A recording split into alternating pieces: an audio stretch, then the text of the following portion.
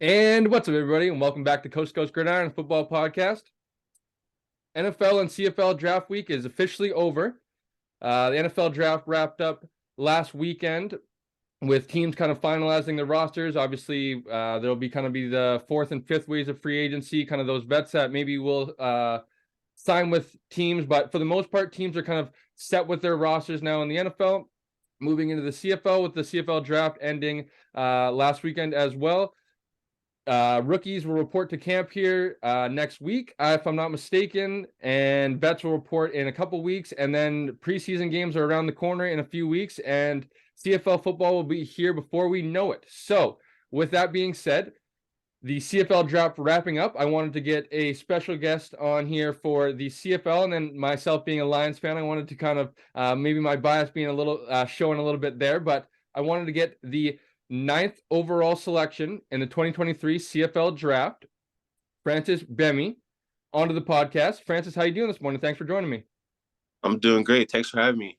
Of course, man. So, like I was touching on a little bit before we jumped on the camera here, I kind of wanted to do a good job of kind of maybe telling some storytelling for the athlete side of things, and then just kind of when these athletes get in the league, I feel like maybe get a little bit of a bigger spotlight on them, maybe just kind of get to know them a little bit more. So that's kind of what myself being a Lions fan, and then hopefully CFL fans tuning in across the league, I kind of want to just have you on here, and then maybe get to introduce yourself to my audience, CFL fans, and kind of just chat a little bit of ball here before you get going with the Lions here in a matter of days. So maybe if you don't mind, maybe just giving us a little bit of introduction about yourself, where you maybe grew up, family, maybe brothers and sisters, any kind of role models, any hobbies outside of the game of football, anything that comes to mind in that side of the things?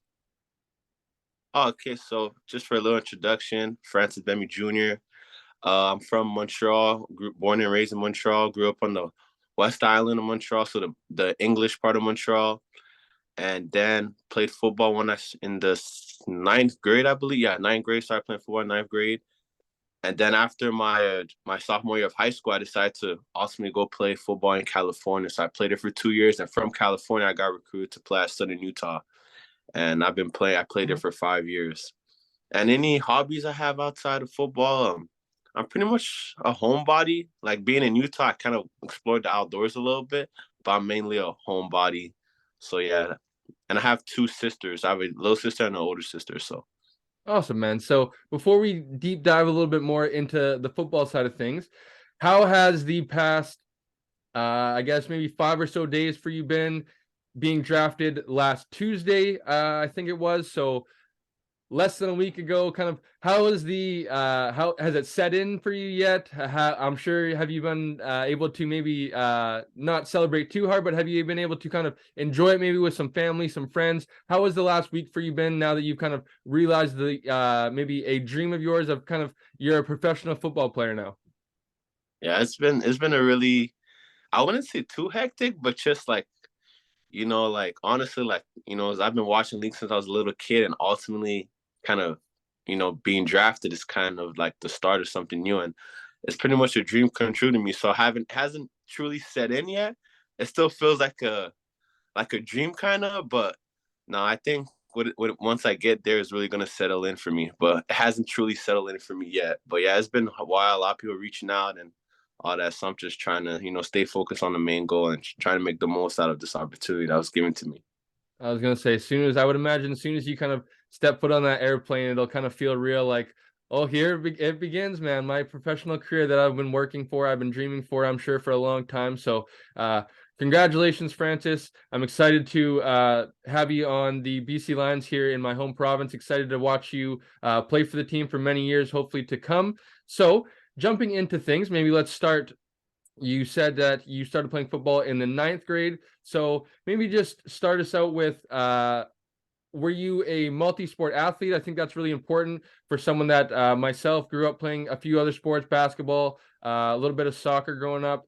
I think that's a huge proponent of kind of maybe not being a high quality athlete, but kind of not really having an off season. Maybe a football season ends, you jump into basketball season, you're able to kind of get like not treat it as cardio, but like you're able to kind of stay in shape, and then you get into the spring, you're able to kind of hit the ground running into spring football, if you will, or whatever your sport may be. So maybe just did you grow up playing a little bit of other sports, and then just what led you to football in the ninth grade? So the main thing, like I started playing soccer. I know it's kind of weird to believe when I was like started playing soccer at first, and I played it for a couple of years. And at one point, I kind of like fell out of love with soccer, so I started playing basketball one side. And then basketball was like I would say my first true love, playing basketball. And then in the ninth grade, I wouldn't say I started playing football for the wrong reasons, but like I kind of got into detention one time, and the friend I was with at the time, he's like, "Yo, there's a football thing, let's go to it." So I'm like, "Okay, after school, let's go to it." And I went to it for the first time, and I played receiver. Actually, I went to as a receiver, and I was not really good at it. I couldn't catch the balls, I couldn't run routes, whatnot. But I don't know what it was, but I just kept coming back, and it was just like a love for the game. And think about it, at the time, like I wouldn't say I was like a high level basketball player, but like I was pretty good at the time, and people would think I was kind of crazy for choosing to play football. But it was just something I just fell in love with, and yeah, I still love like it's carried me to this point in my life to ultimately achieving one of my dreams. So most definitely. It's almost like it hooked you from that day forward. Hey, you kind of listened to that buddy in detention, went to the meeting there, and it kind of maybe not until the first practice, but it sounds like it hooked you ever since. And maybe that first love that was basketball changed to maybe a second love, or maybe a side sport, or whatever you want to call it, kind of took over your heart. And so I'm just curious, um, if you don't mind, maybe just where did you end up attending high school and playing your high school football while you were in Canada? So I played in a high school called Dorval Jean 23. It's in the west part of Montreal in Dorval. Played there for 2 years, and then ultimately went to a school in California called Carnegie Schools Riverside. It's actually no longer a school now, but yeah, I played there for 2 years, and from there went to Southern Utah. So I'm curious, Francis. I've had a few guys on here that have made the transition to playing high school football up here in Canada, and then trying to further themselves, better themselves, and making the transition down south. I'm curious, how was your experience playing high school football? Things that I would tell kind of those guys that when they went down there and experienced the high level of football, they never really got to experience high school football up here in Canada. And I know there's some programs that is different than maybe my experience, your experience, but from my experience, my high school football wasn't the most serious. Not many coaches, maybe about 3 coaches total with a head coach. Maybe you had a defensive assistant and then one more assistant that was probably like a parent or something like that. You had not many people that would like watch your games. You probably had maybe 10, 20 people, and a majority of those people would be parents. So I'm just curious, overall, how was your kind of experience playing high school football up here in Canada? How was the culture in Quebec? Was it maybe taken seriously? Obviously, for Canadians, kind of I love the game of hockey itself, but I feel like kind of that overshadows a lot of sports in here. For where I was, a lot of kids would come in and billet in my area, and then come to my school for like if they were playing junior hockey in my city, and then they would come from other cities, and kind of they were like maybe not the big shots out of the school, but just kind of it just kind of the culture of hockey was taken more seriously than the culture of football. So I'm just curious, overall, how was your experience in Canada playing in Montreal? To be honest with you, I feel like Quebec has a pretty serious football community, even though it's not like nothing crazy. I'm not sure how it is in the other province, but I feel like as a whole, I think the province of Quebec takes their high school football pretty seriously. And to be honest, I kind of can relate to you because I went to I wouldn't say a smaller school, like it was still a decent sized school, but like like I feel like football is not like the main, because our school is mainly a basketball school, right? So I do get what you're trying to say when you go to like not many coaches, but our coaches were actually like coaches at the university level that were like part time at in high school, if that makes sense, right? So they'll come coach us, and right after they'll go to coach at university level and CJEP. So we had pretty serious coaches, but like you said, like it wasn't like a full coach that. It was probably like 3 to 4 coaches. I was always there, like it was coaches probably coaching multiple position groups, kind of stuff like that. Which at the end of the day, like I try to tip my hat off to them for making the most out of it, right? But also like in the games too, like I think one game we had would have had like almost a whole school there because the school we had a game where like the the school would like give us the last period off so people would come to the games. And so that was pretty much, but for the most part, it was either guys' girlfriends or mom and dad in the stands. It wasn't, or a couple close friends, but it wasn't like nothing like a true, like, how, well, like what you see in the movies, right?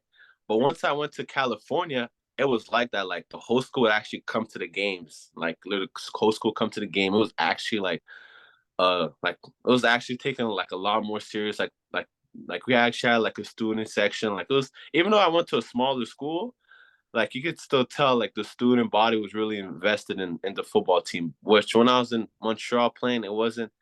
It was nothing like they were still invested, but not as invested as when I went to California. If that makes sense.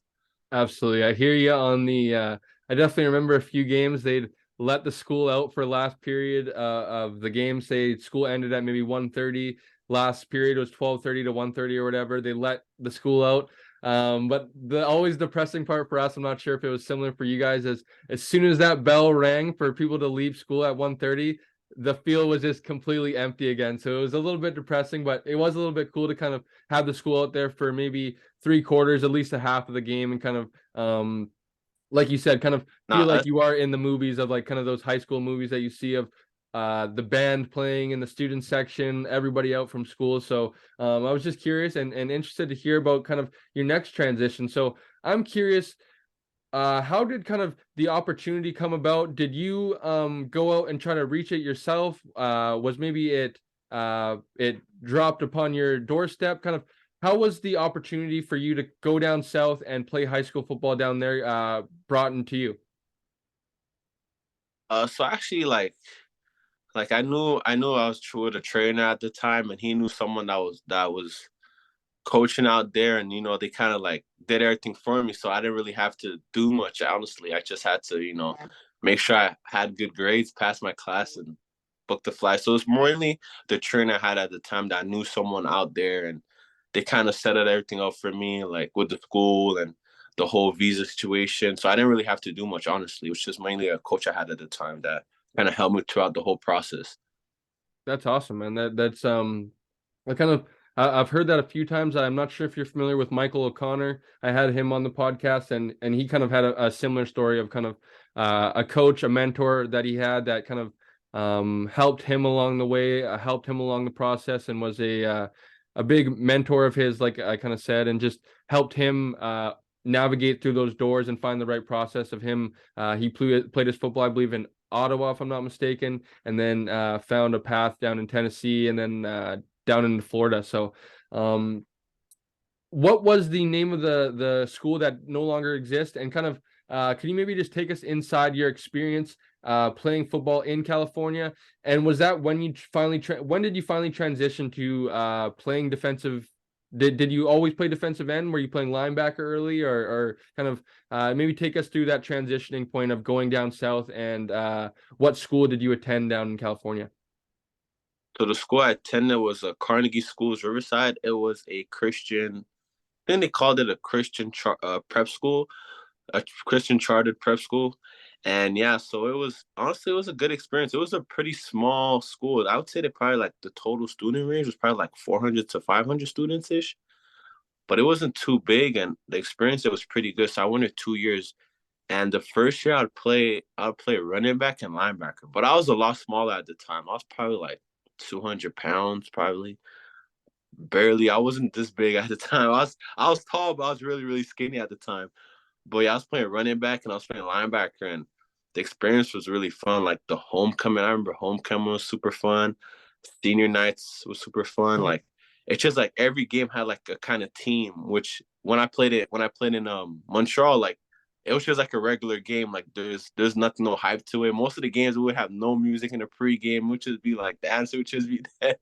But when I went out there, like it seemed like it was more like the hype, like on the bus rides. They had like our school had like tradition, kind of like we'd have like some type of tradition and all that. But I wasn't really used to that when I was playing out here because like I feel like everything was just like kind of rushed. Like we just get there, put on the shoulder pads, do a little warm up, and we'll play a game. Like when I went to California, like that tradition, like it was a really nice experience overall. I really enjoyed it. Like when I think about it, like there was just like so much thing that like I see that eye opened me like just from a football perspective, playing here, like seeing how much people are truly dedicated. See like the high school football scene out there is like way different than out there. Cause out there I remember like in California, after every game you go to In and Out, right? And you see a bunch of kids from all different high school coming from their games, and it's just like a unique atmosphere. Like I don't know how to put it into perspective, but yeah, it was really fun playing football out there for 2 years. So I'm curious, you mentioned about coach of yours that helped you get down there. I'm curious, when you got down there, how was the transition for you leaving home, I would imagine, for the first time? And how was your situation? Did you find a billet family? Did you stay with a coach? Take us kind of through the transition. Were you homesick at all a little bit? And kind of, how was who you stayed with, I guess? How was that situation for yourself? So at first I would stay with a homestay. So the first I stayed with a homestay. I stayed with two different homestay family. And then after that I stayed in like they had a kind of an international student house. So I was in a house and it had like a garden for us, but it was a bunch like we all had our own rooms, and there was like a garden in the house that worked for the school. And then after that I stayed with my coach that to finish out my high school. So yeah, so I've been in like four different housing situation in 2 years. But yeah, it was fun. So I'm curious, you go down there. When did you kind of start to realize maybe that you were good enough, maybe that you wanted to pursue football in post-secondary after high school? And then when did you finally make the transition to defensive end? And kind of was it not maybe until university, or kind of just maybe take us through that process? So the time I started really like taking it like I always wanted to play like Division 1 football and play for those big schools. Like it was always been like a dream of mine since I started actually playing football and looking into it, right?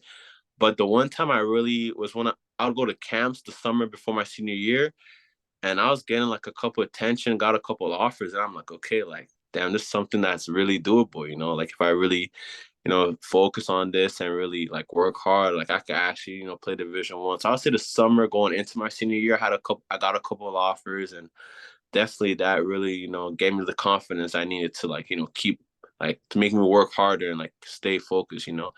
But I started training to play in defensive end. I played a little bit in Canada, but in Canada I was more like an outside linebacker. But truly defensive end is when I was a senior in high school. The last 4 games in high school, then I started truly playing like defensive end. Before that, I was more like a linebacker, yeah. That's crazy. So when I got into college, when I truly got into playing D line, like truly full time. That's crazy. So you must have not had much tape then from high school of playing kind of that defensive end position. I know outside linebacker can kind of be a similar depending on what kind of front you maybe play in. But so I'm curious, if I'm not mistaken, you end up committing to the University of Connecticut. Can you maybe take us through the recruiting process for yourself? You said that you went to a couple camps and you started getting some offers. Maybe who were some of those offers that you were getting? And maybe who was some of the teams that were in or some of the schools that were in your final three, some of the schools other than UConn that you were really considering? So I went to the SC camp, and the first offer I got was Florida Atlantic, and then the next day I had New Mexico, and then the next week after that I went to the UConn camp, got offered by UConn, and ended up committing to UConn like a week later. Like I don't know what it was because UConn is close to home. It's like 6 hours away from home, so I'm like, dude, the family could just come down here. It's not far from home, and also like at the time, like it was a big, big, big basketball school, so there was already UConn already had that name, right? The football program at that time was kind of like building up, like they're trying, like they're still like they're still building the program up, right? So there was in a rebuilding phase, right? And I just wanted to be a part of it, so I committed there, and I stayed committed there throughout December, and then I found out that I was academically I couldn't get into the school academically because when I was in Canada, I didn't take school as seriously, right? And I couldn't get into the school academically, so I was forced to kind of like decommit pretty much. And after I decommitted, I went on a couple of official visits, and at the end of the day, when signing day came, I actually didn't even sign on signing day because there was a bunch of other stuff going on. And I ended up finding I was a non-qualifier. So when you're a non-qualifier, one of the main options is for you to go junior college, right? So I was looking to the junior college route. I plan on going to junior college until Southern Utah actually reached out and offered me a scholarship. And not only did they offer me a scholarship, they was willing to actually like go the extra step to get me academically cleared. And ultimately they made it work, and I ended up going there. So that's how I ended up at Southern Utah. So you end up, I would imagine that's probably, I put myself back into that age, into that picture. I would imagine that was probably a stressful, anxious time for yourself, kind of your future of your football career kind of being in the air, I guess, if you will, kind of not knowing where you're going to be. I would imagine that was a stressful time on yourself. So you end up getting to the University of Southern Utah. I'm curious, uh, when you look back, kind of what comes to mind for yourself when looking back on your university career. I believe you spent 5 years there due to, unfortunately, the COVID situation, if I'm not mistaken. So kind of maybe what's the first memory or first kind of thought that comes to mind when thinking about your time at Southern Utah? Damn, my first memory is when I signed to go there actually, because I was signing. They made me go into the thing to sign my letter of intent, and I'm asking my dad. I'm like, Dad, I don't know if I want to sign. My dad's someone that he doesn't not too much on the football side of stuff. He's more like on the academic stuff, and they sold him on the academic part of what they call for academically, and he pretty much told me, he's like, hey, you ruined your other opportunities. You might as well sign this opportunity. And I signed it, and look I have like nothing but I have no regrets, signing, going there, and just the experience as a whole has been great. And plus the football we play in the Big Sky is actually for FCS football. Division 1 AA is actually like one of the top conferences. So week in and week out, like we're playing like some of the best schools at that level, and like I have nothing but good memories, especially when we would play those big Pac-12 schools in those packed out stadiums. So I'm curious, when I was kind of doing a little bit of research about your time at Southern Utah, the first thing that popped out was your durability. I felt because when I was going through your history, it seemed like that you had played in starting from your freshman year. I believe it was in 10 out of maybe 11 games, and then from that point on, I believe you played in every game from that point on, if I'm not mistaken, until your senior year. I believe you played in all 11 games, and then the 6 games that came in the spring of 2021 due to the COVID situation. So can you maybe just take me into the hard work, the training, whatever kind of maybe Southern Utah provided with the recovery, the strength and conditioning? What went into your durability there? Because for people that maybe don't really fully understand the uh, pounding that your body takes of playing inside the trenches. I'm not sure how long, but I know that you do have a little bit of flexibility to go down into the inside, play a little bit of defensive tackle. So kind of what went into your training, your regimen of kind of being so durable in your time at Southern Utah? Yeah, the durability part of it, to be honest with you, I'm a big ice bath guy. I always go in the ice bath on as much time as I can, even though I don't like the feeling at first. Once you settle in, I always try to ice bath. I try to stretch as much as possible. And I was fortunate enough to not have I had a one serious injury, but I was fortunate enough for it not to be like no crazy knee injuries or nothing. So I would say mainly ice bath, stretch. I was always be in the training room while I was there, just doing something. Whatever I had, whatever little pain I had, I'll be in the training room trying to get it all settled with. But yeah, I would mainly say like my time in the training room for sure. And also I think throughout my years we had many different strength coaches, and I think all of them did a good job of like making sure like was not no risk of injury. So I would say that mainly stay in the training room. So I'm curious. I know it's it's over a 5-year period of time, so it's probably hard to think back and then spit it all out. But just maybe take us through a brief summary through your time at Southern Utah. You obviously played in 10 games as a freshman, but did you jump into the starting lineup right away? Were you part of the rotation early? And then maybe just kind of take us through When did you become a full-time starter? Was it into maybe that first year? Was it your sophomore year? And then from looking at kind of, I know stats don't say everything, but it kind of seems like that 2021 season, if I'm not mistaken, kind of was a good one for yourself. I believe you had like 12 and a half TFLs.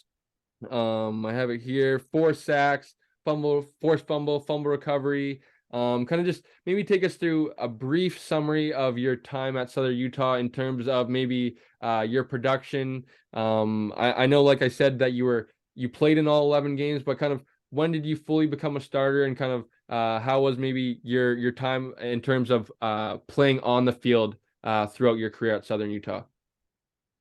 So my first year at Utah, I did not start my first year, but I'll be in the rotation.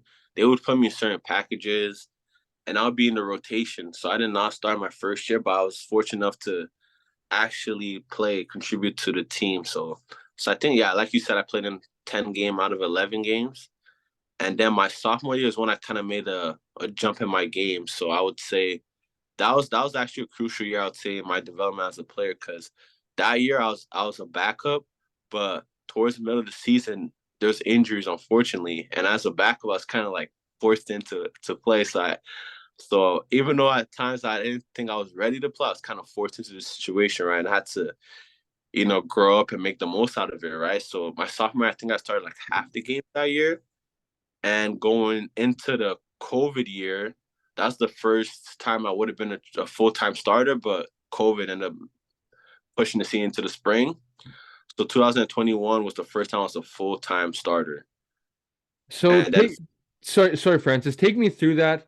Um, uh, for just for me thinking about it, um, I don't want it to say sound rude, but I'm very thankful and blessed that I wasn't forced to go through that COVID pandemic while I was still playing. I know, thinking about it, I did a little bit of coaching back in my high school when my career ended in 2019. So the following season, the COVID situation happening. When that kind of happened, I know for myself, just thinking about all the, I know maybe you weren't a senior at that time, but just I thought about all the high school seniors, all the seniors in university and stuff like that, all the guys that maybe were coming into their draft year, whatever you want to say. I couldn't imagine what they had to go through of kind of the world being put on hold, your season not really being. I know and I guess it was different for you. I guess I'm thinking from my perspective up here in Canada, where it was the things were a little bit stricter from rules and mandates perspective. So just kind of could you take us through while you're at Southern Utah, how was your experience dealing with the COVID pandemic, having football kind of taken away from you from a period of time? I'm sure you were kind of isolated in Utah, probably with maybe a roommate, some teammates, away from your family. So just maybe take us through that time, and maybe how hard was it for you? How good was it for you? Maybe to mentally focus, come out better from that situation. Just take us through how the COVID pandemic maybe impacted yourself down at Utah. it was really hectic, honestly. Like it's like when it happened, like no one knew what was going on. Like I remember people saying like you're hearing all kinds of crazy conspiracy. He was saying that like this, like how it was, right? So at the time, like they put the class online, right? And I just decided to take a flight back home. So I actually came right before everything like shut down, like all the flights shut down. I actually came back home, and I was home for the most part. And I was just go on runs because you can't go to the gym. I'll go on runs. I'll go on YouTube, find push-up workouts to do or whatever, like just to get whatever workout I need to get in. And yeah, it was just really hectic. And once I think towards July, it kind of like slowed down a little bit. So they allowed us to come back into campus. And yeah, I would work out, and like it would be like half a group. Like it would just, you had to wear a mask, and you had to be like 30 minutes, and then bring another group. Like it was really like, and they had to be like everyone had to be like spaced out. Like it was just crazy, like how all the measures they had for us. And actually, like, I think just seeing like how like football could just be taken away from you like in the split of a second, that kind of opened my mind to a lot of things too. Cause like at that time you never know. Like at one point there was time like they canceled our season, and like we had nothing to do like for like 2 weeks, and everyone's like, damn, everyone's thinking about like what's the next step to take. Cause and ultimately I'm glad that they let us like instead of us just going home and doing nothing. I'm actually glad we had like a spring ball, but in the fall. And yeah, I'm glad we did that. And I kept working out, and then they moved our season to the spring. And playing the spring, I think was really like fun because we play in a different time of the year and everything's different, right? In the springtime, usually getting ready for spring ball, but now you're actually getting ready to play games, and it was just unique. But overall, I think it was like a fun experience, honestly. Like, I think when I look back at it, I think that spring season was probably one of the funnest season I've ever played in. Even though we didn't win many games, I think it was probably one of the funnest season I played in. Yeah, man, I couldn't imagine how hectic that probably was. For I think most athletes are kind of they get into a routine, they're creatures of habit or whatever. I would imagine that kind of feels weird. You're used to training with the team, you're used to kind of busting balls and stuff like that in the weight room. You're used to kind of being around them in the cafeteria, all those stuff. I would imagine that kind of was taken back a little bit. Obviously, the mask came on, the not more than 4 guys at a table, all those restrictions and stuff. So I couldn't imagine what that time was like. So you get into your 2021 season, like I mentioned, and you have a good statistical season, if you will. I'm curious for yourself, when did the light bulb go off? When did the flip switch for yourself that maybe you thought that, hey, I could go professional, I could do this for a living, kind of when did that kind of mindset start to take over for yourself? To be honest, I always like wanted to play at the next level, but like I wouldn't really think about it too much in college until I would say that 2021 season. You have a couple of, like, people messaging you, like agents type of messaging, and that's the one time I actually hit me. I'm like, okay, damn, like I was just focused on playing in college, but then I think towards that time, like, people messaging you and all that. Like, that's the one time I would say it probably hit me, but I'll say the first time it actually really, really hit me is after when my playing day was over.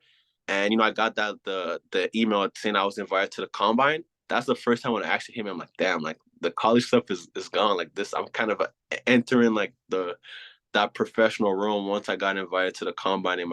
Once I was reading my email, I see I got invited to. I'm like, okay, now that's the next step into my football career. So that, I would say that's the first time it truly, truly hit me. So take us through your mindset, I guess, after that. Your senior season wraps up. You know that there's no going back. There's no playing football at the college level. There's no more playing football for Southern Utah. You get that email into your phone, your computer, and it says you were invited to the combine. So what was the process? What was the mindset from there? Did you find yourself a trainer? Did you just kind of train yourself? How was kind of your getting ready for the combine? Did you find a positional coach? Kind of how was your process for getting ready for the combine? Did you attend any other? I believe there's like Shrine Bowls down in Texas and anything like that. Did you attend any all-star games or all-star camps, anything like that, other than the CFL combine? Oh yeah, I attended two of them. I attended FCS Bowl and the Tropical Bowl. And yeah, like with the training, I just started. Once I knew I was coming back home, I was thinking about also going down to America, but I'm like, you know what, just stay down home. It's better for me to stay down home. It's gonna be a lot easier for me. So I decided to stay back home and train my trainer down in a goal season in Lachine, and I've just been training with him since December and to get ready for my combine and everything. So that's who I've been training with back. Yeah, that's who I've been training with. And he's also a former CFL player. He played for the Riders for a couple seasons. So I already knew he kind of knew what he was doing. And also every time I go there, he kind of gives me like an insight of how it is playing in CFL, like just on little things, little aspects of it, and how he handled it. What are stuff mistakes that he did that I should not do, and just stuff in general, like how is it like being a pro. So I definitely think it's helped me learn a lot of what to expect once I like ultimately get down there and see how life is like as a pro.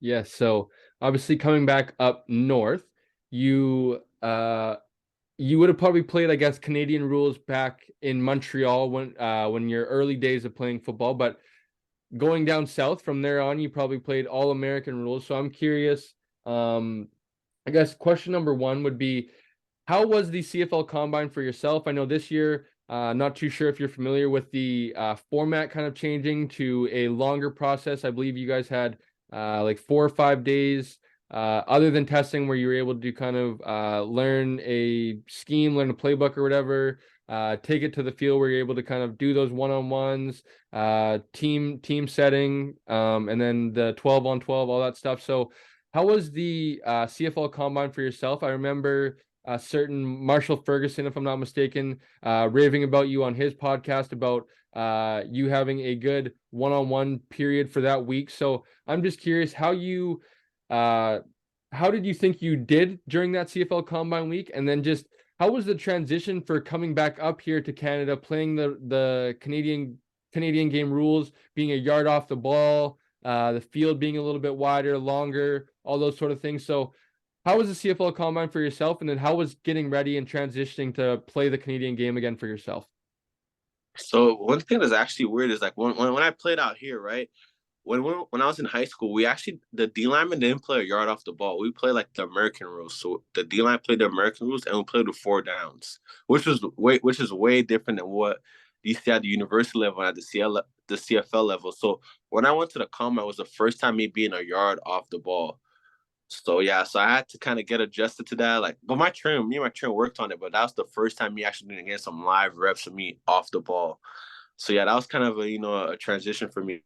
But overall, the week as a whole, it was really like you're up early in the morning and you're going to bed late because you got interviews at night, and the whole week was like you had to be busy. You could tell like it's kind of setting you up for that pro lifestyle. You're up early, you go to bed late, and overall, as the whole experience was great because once you got done with the testing, we literally had to learn the playbook and get ready for practice and get ready for team prayer. And the last day was like a scrimmage. So the whole week as a whole was really like eye opening to like learn the playbook, getting coached by actual CFL coaches. It was just really at first it was stressful, but once the nerves settled down, you go and you're playing football, like the nerves goes away and you're just out there having fun.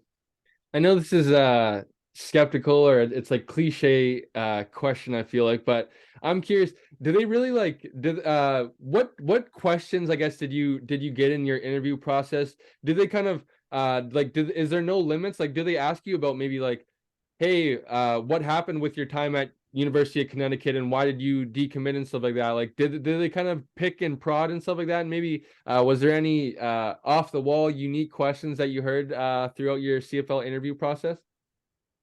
I actually heard like players say I had crazy questions, but for the most part, I don't think I had any crazy question. I did get like basic questions like how did I end up at Sir Newton? I told him the story and whatnot. The only question I would say that I was like, okay, like he actually did his research. I had a specific coach. He kind of knew like, not that I got in trouble or nothing, but he knew a coach that coached me at Sir Newton. And I didn't get into nothing too crazy, but he kind of knew a little situation I got myself into. And he asked me about it, and I just answered honestly. But except for that, there was no questions I got that was like really like wow. Because I've seen those. I think I've seen those little clips when like coaches ask them some wild questions, but I haven't. I didn't get any of those super wild questions, honestly. To be honest with you, I think it was pretty much basic, straightforward. Yeah, I had to ask, man. You always like you said, you hear the clips or whatever, you hear prospects talking about like, man, that one scout, that one coach asked me something crazy. So I had to ask and kind of get a little bit of a peek behind the curtain. So I'm I had curious. one. Yeah. I had one coach say something like, if he could if I would take if he would draft me, like who would he cut for me? And I was like, okay, that's actually a serious question. I just try to answer the best of my abilities. I didn't want to put one on the spot or nothing, but that's the only question I was like when I really think about it, I was like, okay, that's actually like that really made me think. But except for that, for the most part, it was just straightforward, try to get to know me questions. That's awesome, man. So I'm curious. You wrap things up in the CFL Combine. It sounds like from I didn't attend, but from what people said that did attend that covered the Combine, sounded like you had yourself a pretty good week. And it sounded like I know there isn't a ton of pre-draft coverage and all that stuff, but for people that are listening today that aren't familiar with guys like Connor O'Neill, Marshall Ferguson, and Wade. I forget his last name over at Canadian Football Perspective. They do a good job covering. Obviously, all the guys down at 3Down Nation do a great job of doing all the pre-draft coverage, all that stuff. So we were kind of hearing a little bit about your name. And it sounded like from what most people were expecting that you were maybe going to go higher than what you ended up going. It sounded like maybe from the guys that weren't going to be drafted down in the NFL, like the top 5 guys that did. And then I know a few of the UDFA guys that maybe scared some teams off.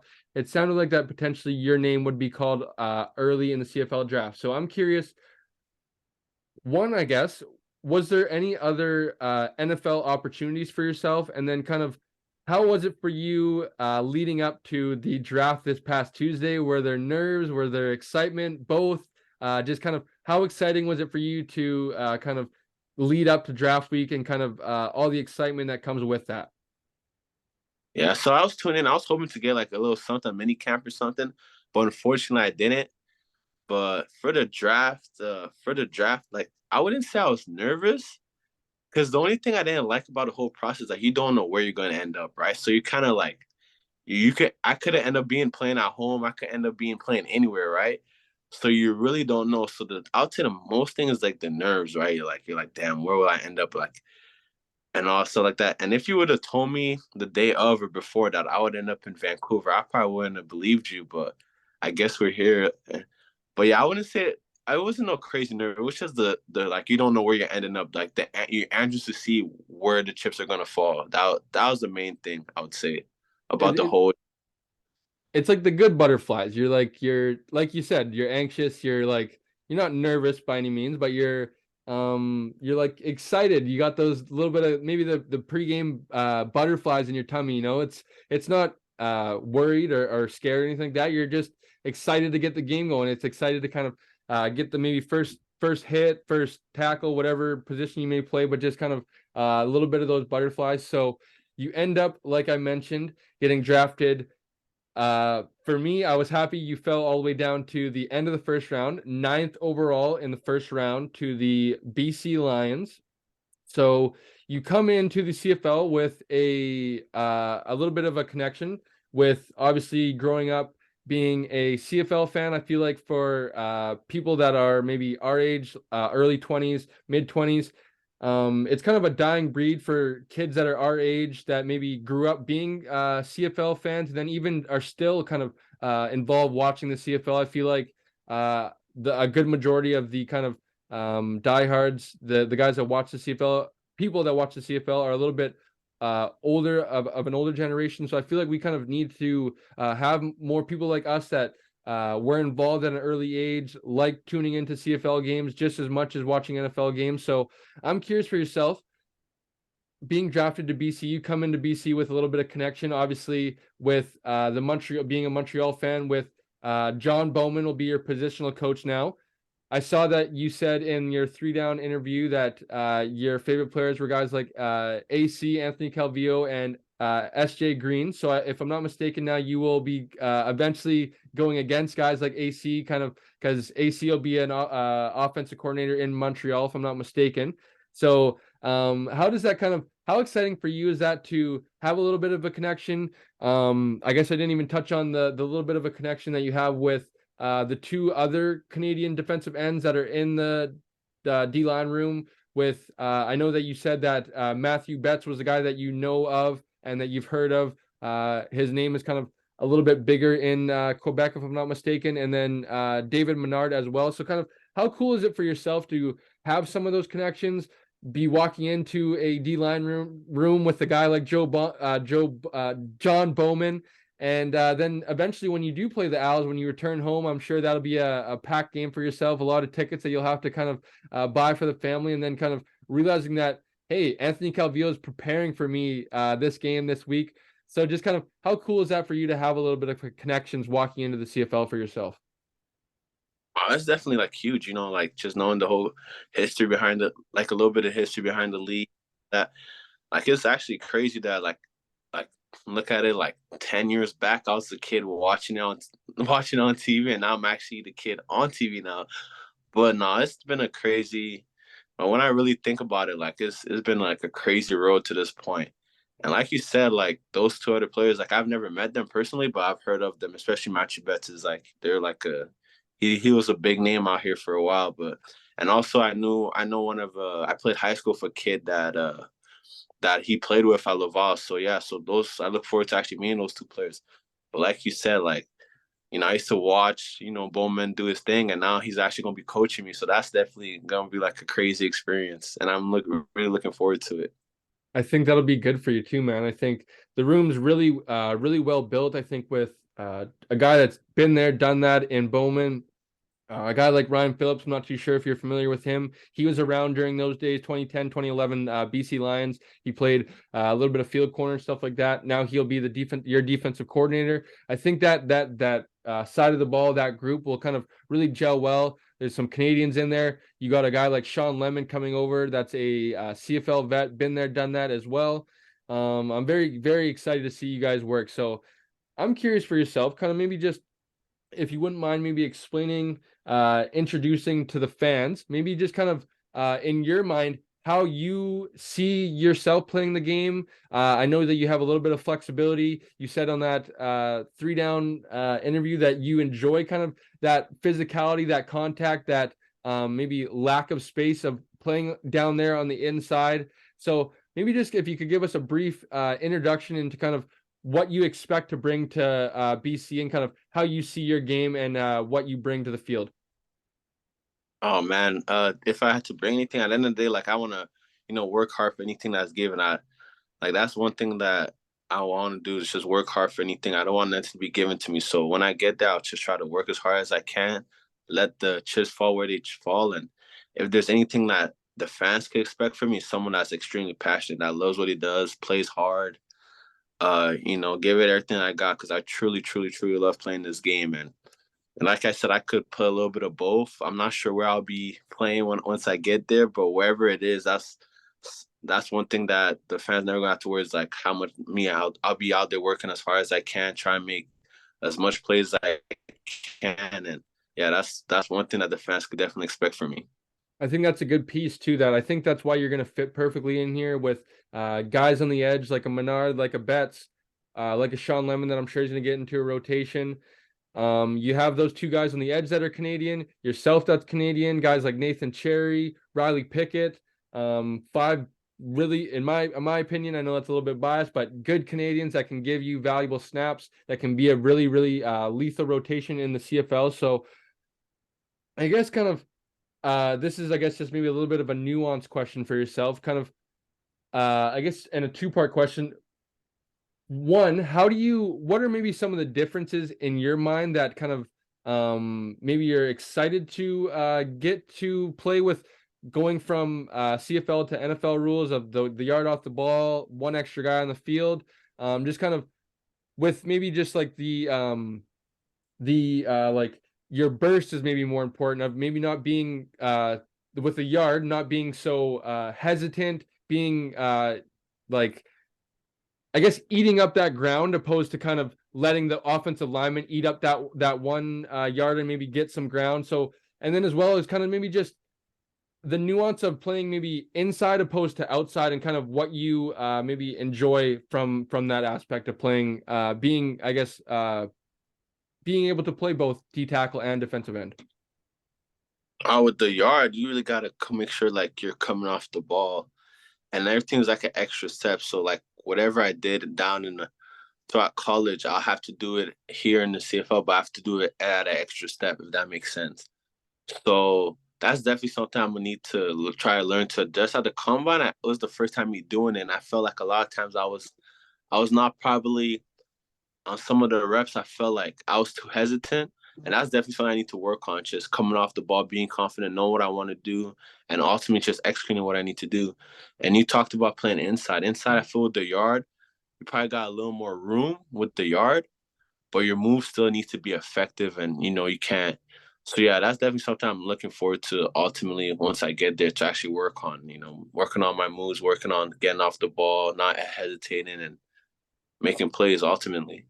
I think the reps, obviously, it'll come with the reps, that come with training camp and all that stuff. But I think one thing that I see that for yourself is kind of just, I believe that you have the nice long wingspan, I believe long arms. So I feel like kind of not letting guys be able to get on you. And I feel like use your strength, use your power. I feel like you'll be able to be a very, very lethal weapon, being able to play inside, outside. So I'm curious for yourself, guy that grew up in Montreal, Quebec, all the way on the other side of the country.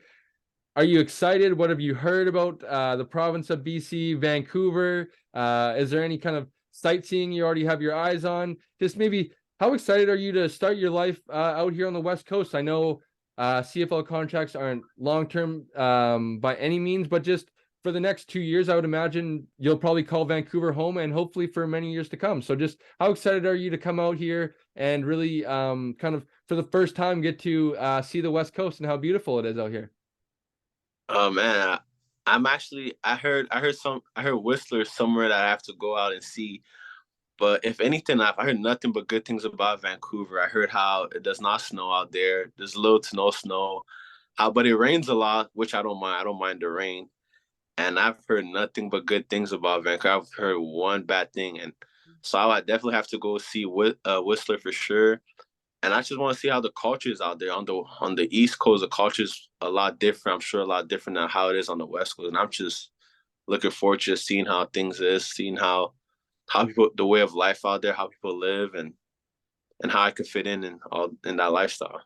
I think you'll love it. You'll realize how I don't want to say Canada's best secret or how underrated the city, the province of Vancouver is, but just like you mentioned, places like Whistler, you'll I know you talked about it with the guys on First and Now, Nick and Matt Baker, about excited about maybe seeing Kamloops when you guys go there for training camp. I played some junior football at the facility that you guys hold your guys training camp. It is absolutely beautiful. Up there on Hillside Stadium with the I forget what university is attached to it, but just a really nice facility. Such just a beautiful place it is up there in Kamloops. I'll actually be going up to Kelowna there in a few weekends, and I'm very excited. Kelowna is another beautiful place. I live on Vancouver Island, which is a hour and 40-ish minute ferry ride from Vancouver.